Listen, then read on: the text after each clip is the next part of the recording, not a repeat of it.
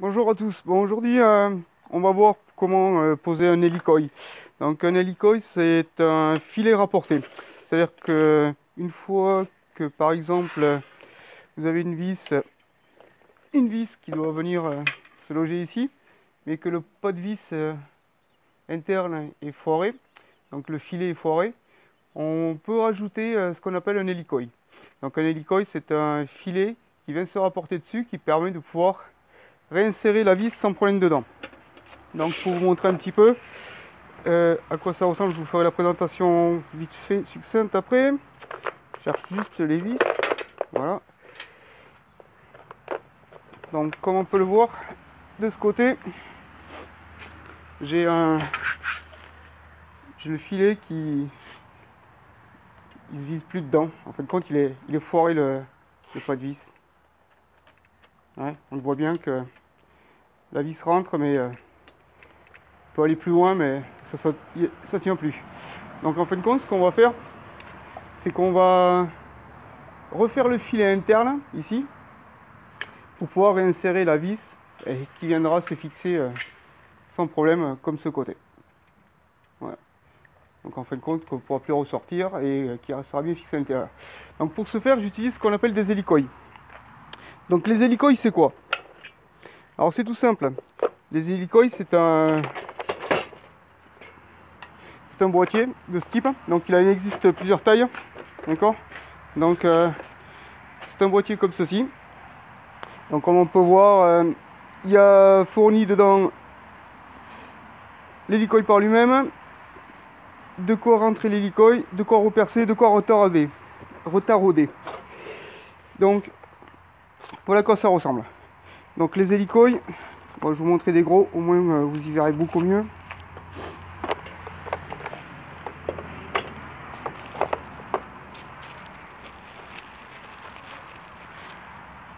Donc voilà ce que c'est des hélicoïs. Donc ça permet de, comme je vous ai dit, de remplacer le filet déjà existant sur cette partie et la vis de pouvoir le revenir la refixer dessus. Donc c'est tout bête comme système. Hein. Bon, c'est largement plus grand, mais je vous montre. Voilà. Donc je vais vous montrer la bonne taille pour celui-ci. Donc là on est sur une vis en M6 pardon.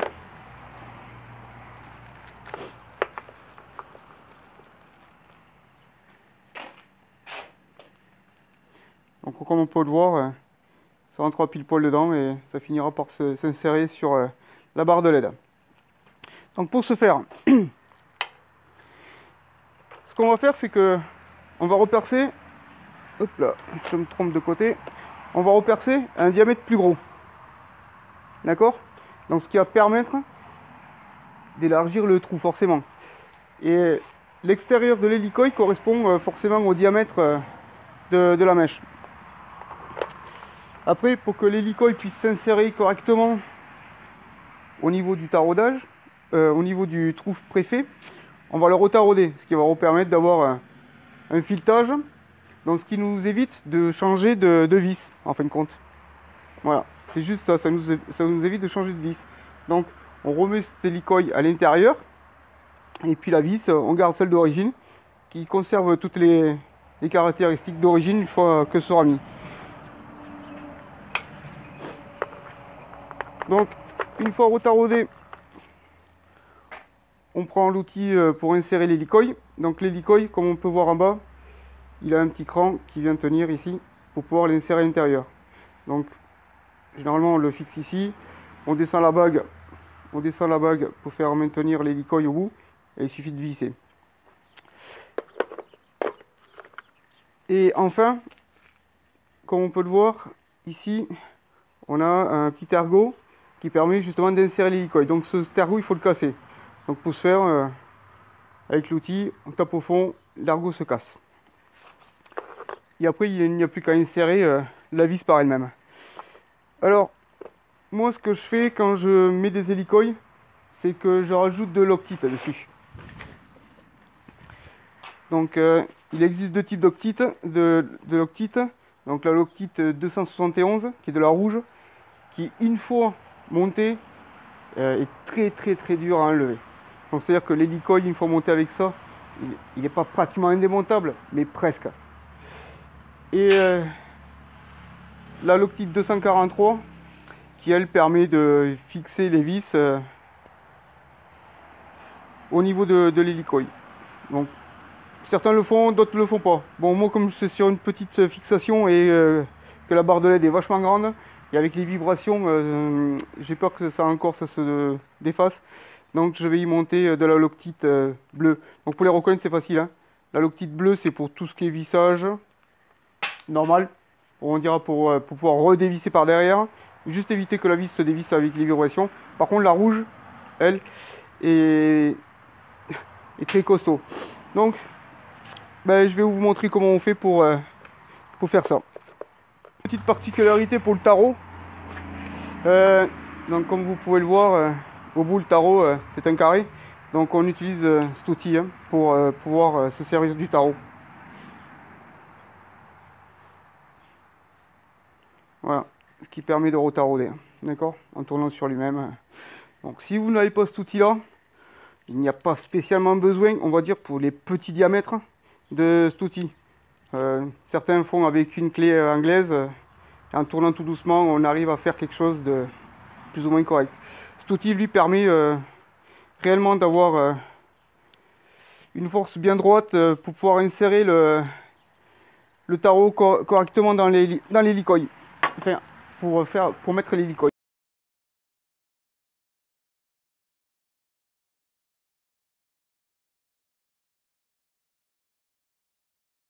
Donc comme on peut le voir, c'est bien fait jusqu'au fond. Donc maintenant le but ça va être d'insérer le tarot et de le tourner sur lui-même jusqu'au fond pour pouvoir recréer un filet interne pour pouvoir y visser l'hélicoïde dessus. Là c'est de l'aluminium, donc le tarot ne va pas s'abîmer ou quoi que ce soit, donc c'est l'aluminium qui va s'auto-tarauder sans souci. Mais par contre, quand vous le faites sur de la ferraille ou quelque chose comme ça, mettez-y du WD-40 dessus pour justement éviter de trop abîmer le tarot et que le filet se fasse correctement. Donc pour utiliser le tarot, il ne faut pas tout faire d'un coup, d'accord? Il ne faut pas descendre complètement aller en bas. Vous faites 2-3 filets, vous revenez un petit peu en arrière, vous remettez du WD-40, vous remettez 2-3 coups de filet supplémentaires, vous revenez en arrière, et comme ça plusieurs fois. D'accord? Le but du jeu, c'est de créer un filet le plus droit possible pour que l'hélicoïde se présente tout droit et que la vis, pareil, vienne à son longement exact pour pouvoir faire ceci. Donc bon. Donc là, le but du jeu, c'est de percer le plus droit possible. Enfin, de tarauder le plus droit possible.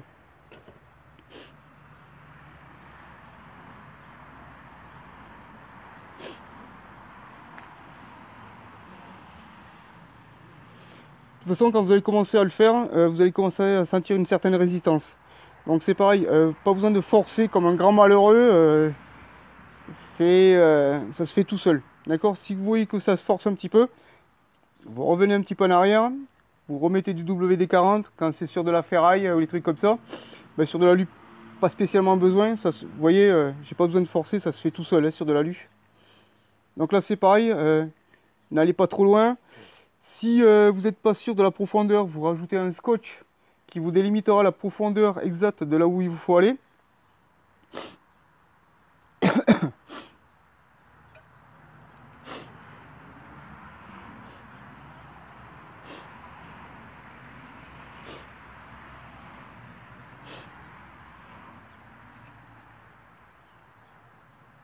Donc comme je vous disais tout à l'heure, certains le font avec une clé anglaise, mais bon, on force pas de la même façon, c'est pas droit, c'est bon. Après, vous faites avec vos moyens.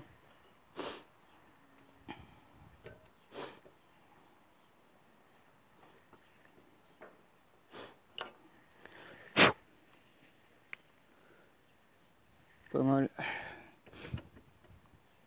Donc c'est pareil, quand vous remettez le tarot, essayez de le remettre exactement au même endroit que vous le faites, sinon vous allez abîmer le filet que vous avez déjà créé, et ce n'est pas le but.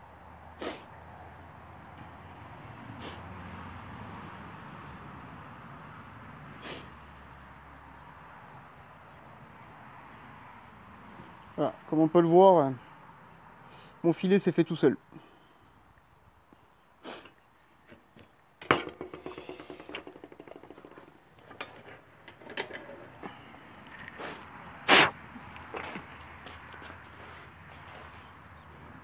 Je sais pas si vous allez bien le voir. Donc, vous voyez à l'intérieur, le filet a été refait. Donc, on voit des résidus à l'intérieur, ben justement de quand on a taraudé. Donc, ça, il faut l'enlever. Donc, pour ça, soit vous y mettez un coup de WD-40 dedans un peu fort pour pouvoir faire sortir ce qu'il y a à l'intérieur. Ou sinon, un coup de flotte, ou un coup de soufflette. Enfin, c'est beaucoup mieux même. Mais surtout, il faut qu'il reste aucun résidu intérieur. Parce que le problème qu'il y a, c'est que si vous mettez l'hélicoï, les résidus vont se mettre sur l'hélicoï et en fin de filet, vont rester dessus. Ça peut abîmer l'alu en forçant dessus encore et ainsi de suite. Faut pas rêver, l'alu c'est pas hyper costaud. Donc les filets rapportés c'est pas mal, mais il faut pas forcer de plus dessus comme un malheureux.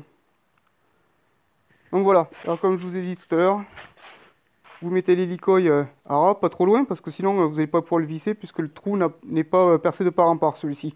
Il a une certaine profondeur, donc vous réglez de cette façon que l'hélicoï puisse être enfoncé à fond. Donc voilà.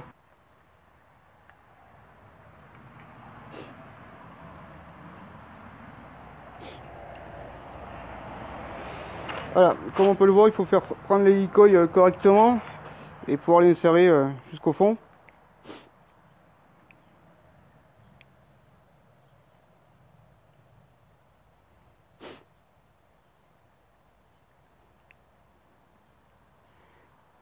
Donc à savoir qu'une fois que l'hélicoï est inséré, il ne peut plus se dévisser, d'accord?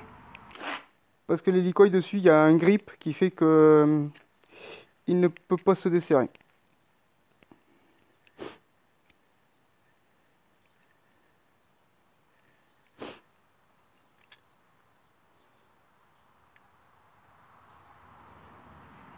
Voilà, donc l'hélicoï est mis.